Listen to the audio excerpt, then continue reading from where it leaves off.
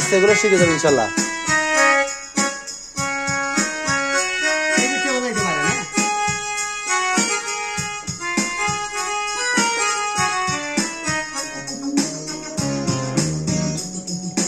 দিয়ে দিলাম সামনে বাঁধা নেই, উপরে বাঁধা নাই।